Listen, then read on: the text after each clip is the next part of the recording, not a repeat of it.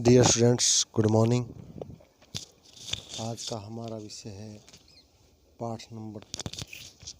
हमारा विषय है पाठ नंबर 13 सुभाषितानी। सुभाषितानी का मतलब होता है अच्छे विचार। आज हम इसकी हिंदी व्याख्या करेंगे। आशा है आप उसको ध्यानपूर्वक सुनेंगे।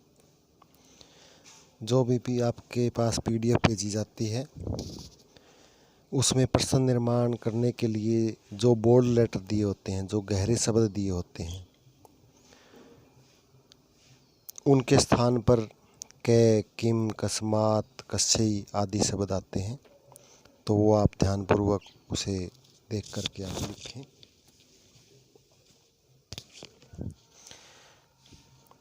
शुरू करते हैं।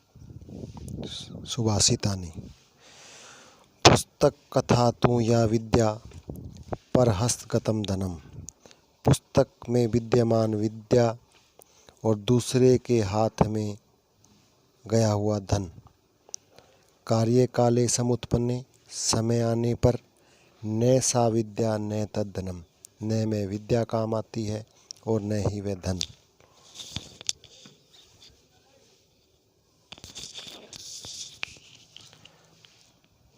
इसकी दोबारा से करते हैं। पुस्तक कथा, पुस्तक में विद्यमान, तो या विद्या जो विद्या है, पर हस्तगतम दूसरे के हाथ में, धनम धन।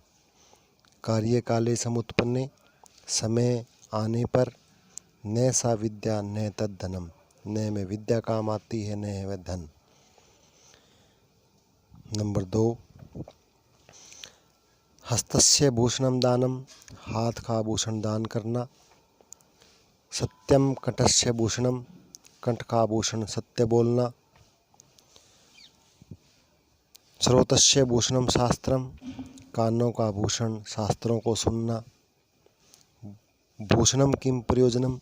अन्य आभूषणों से क्या मतलब या क्या काम। न कश्चित् कस्य मित्रम। न कश्चित् कस्यचित् रिपु। न कोई किसी का मित्र होता है, न कोई किसी का शत्रु। व्यवहारेण मित्राणि जायन्ते, रिपौ तथा। व्यवहार से ही मित्र और शत्रु बनते हैं या होते हैं। कि इस संसार में ना कोई किसी का मित्र है, ना ही किसी का शत्रु। हम जैसा व्यवहार करते हैं उसी से हमारे मित्र बनते हैं और उसी से हमारे शत्रु। विद्वत्वम न नृपत्वम च न उत्तुल्यम कदाचन। विद्वान और राजा की कभी तुलना नहीं की जा सकती।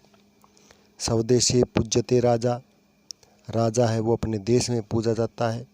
विद्वान सर्वत्र पूज्यते, और विद्वान है वो सभी जगह पूजनीय होता है। तो विद्वान राजा से बड़ा होता है। सर्वे भवन्तु सुखिनः। सभी सुखी हों। सर्वे सन्तु निरामया। सभी निरोगी हों। सर्वे भद्राणि पश्यन्तु। सभी का कल्याण हो। मा कश्चित् दुख भाग्य भवेत्। और सभी दुख में भागी हों।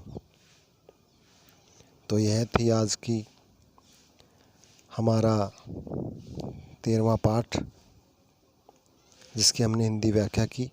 आप इसको सुन करके इसकी हिंदी को अपनी नोटबुक में नोट करें और याद करें। धन्यवाद।